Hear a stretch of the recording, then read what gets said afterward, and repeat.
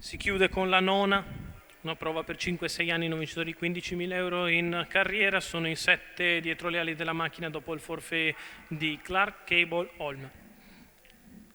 Con il numero 1 Cartier, Carmine Piscoglio, 2 Cindy Caraf, Roberto Vecchione, 3 Coach degli Dei, Goran Zolnai, 5 Cantiga di Ruggi, Manuel Pistone, 6 Coda di Lupo, Vincenzo Torrente, 7 Catwalk Pink, VP dell'Annunziata, 8 Caio Vettonio, Mario Greco.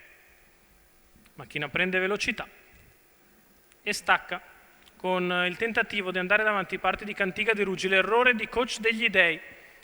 E così Cantiga di Ruggi al comando. Numero 3, Coach degli Dei, squalificato. Terza posizione per Cartier che precede Catwalk Pink che è al largo. Poi Caio Vettonio, Coda di Lupo.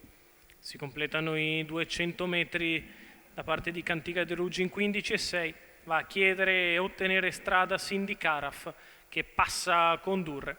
Al largo avanza Catwalk Pink. Rimane in quarta posizione Cartier che precede Caio Vettonio, Coda di Lupo.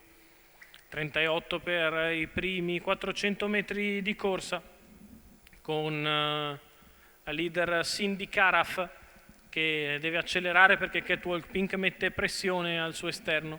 Cantiga di Ruggi rimane lì a contatto, poi Caio Vettonio che sposta per cercare di scavalcare Cartier.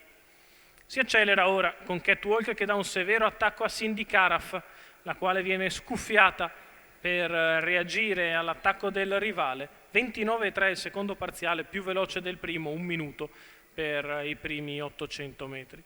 Cindy Caraf in vantaggio, Catwalk Pink che attacca al largo, poi Cantiga di Ruggi e Caio Vettonio, l'errore di Cartier.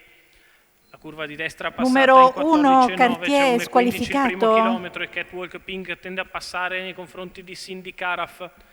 Poi Cantiga di Ruggi che scavalca a sua volta Cindy Caraf portandosi in scia Caio Vettonio, la retta opposta alle tribune passata in 14,5, Catwalk Pink in vantaggio, Cantiga di Ruggi nella sua scia, poi Caio Vettonio. Questi tre a lottare la corsa con Catwalk che innesta la marcia superiore e lascia sul posto gli avversari.